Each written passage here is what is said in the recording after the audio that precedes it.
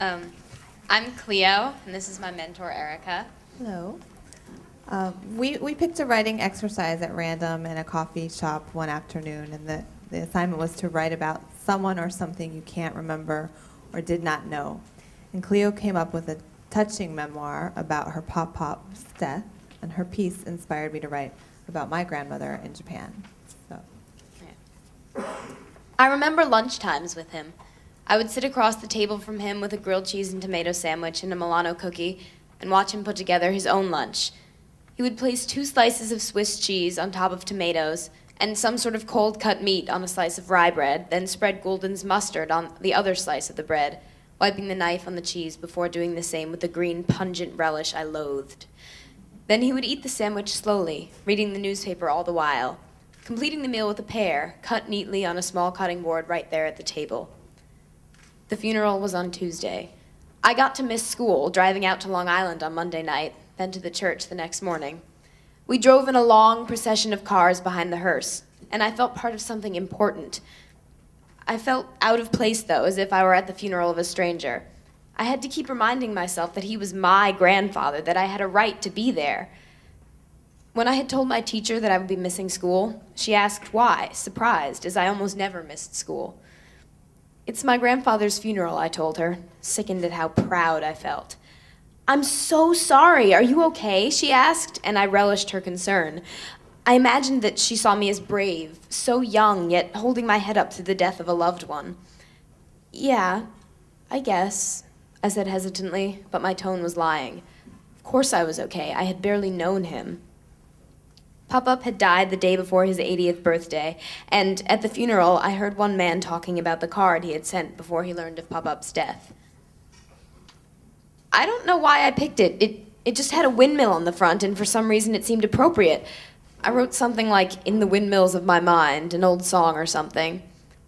And I don't know why, but I remembered what he said.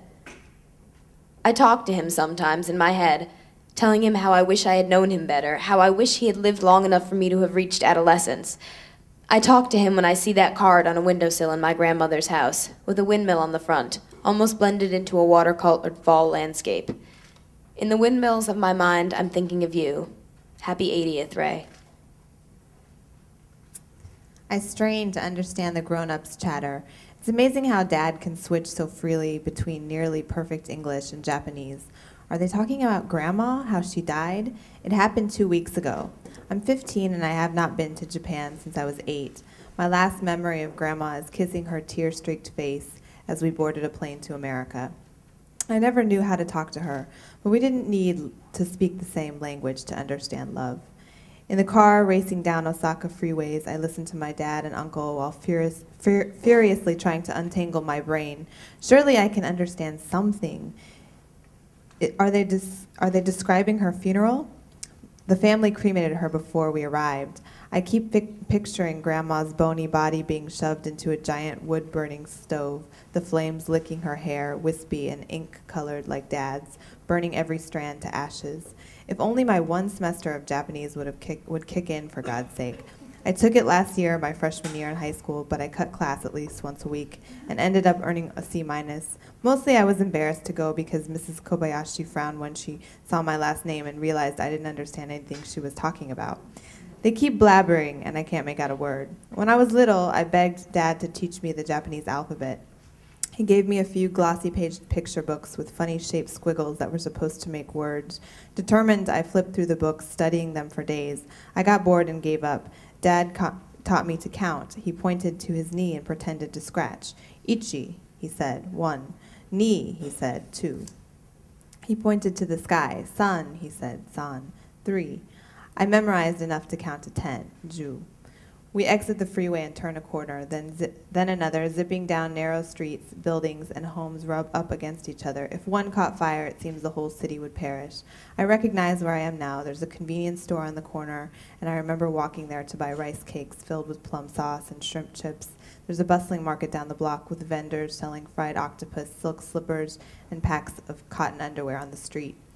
We step inside the entranceway. I slip off my sandals. My dad and brother unlace their sneakers. We line our shoes alongside Grandma's, rows of size 5, white canvas and black orthopedic pairs.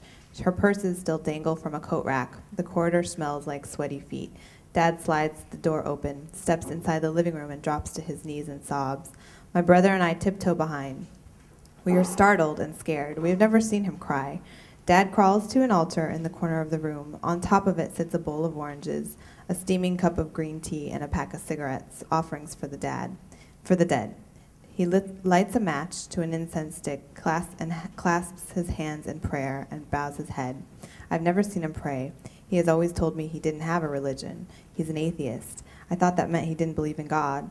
There's a photo of my grandmother in a kimono. She's straight-faced and elegant. Dad breaks into chants. Nam-myo renge kyo. My brother and I are on our knees, and I'm listening so hard, wishing I understood.